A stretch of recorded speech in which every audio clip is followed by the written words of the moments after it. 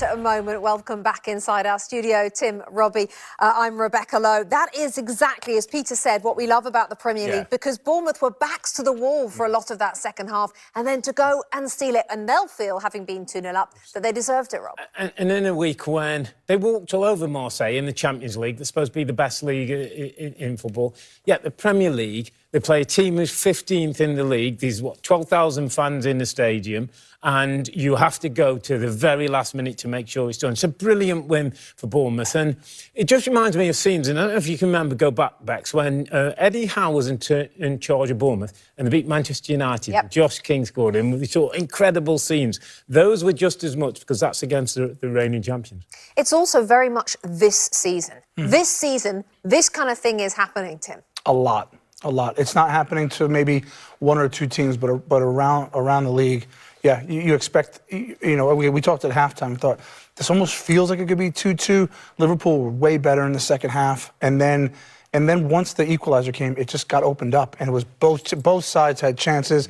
And then in the end, I think the weather plays a part, but they didn't see it out. But we saw it in our earlier game today. This is constantly happening. We are not seeing teams sort of see games out the way we're used to.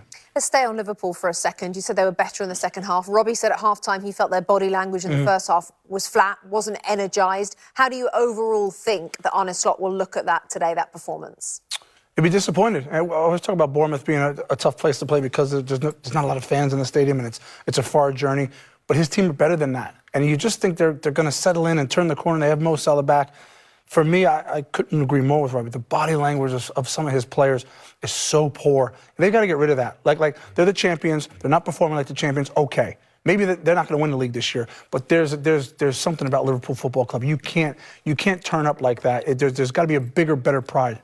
It was looked to me as though there was something like in the head today. It wasn't a huge game, in terms of names. It wasn't a huge game in terms of numbers of people there. It was wet, it was cold, you're a long way from home. It's a Saturday evening. Is that a real thing, that sort of wet, cold, a long way from home? It's a thing, you're human beings, Bex, and you go out some days. And is it a thing for bigger teams, maybe? It shouldn't be, and the best teams, the champions, the Manchester Uniteds of the past, the Chelseas of the past, the Arsenals of the past, get over that and still their football comes.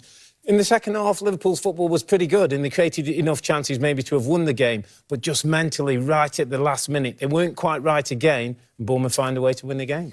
There's been a quietening of conversation around Arne Slot's job. You don't think that starting the year the way he started it with the 4 draws and the defeat, we're not going to start talking about it, are we? I don't think so. I think he has enough stock from last season, and that's not how Liverpool Football Club operates. So I think he's safe for now. They just need to get this better. And Liverpool are still 4th for now, but as I said, tomorrow that could all change with the likes of Manchester United, Chelsea and Brentford all playing. They could all overtake them. What an ending in the rain. Amin Adli brought in for $34 million and already starting to pay it back as Bournemouth grab a last gasp winner. Stay with us, plenty to come.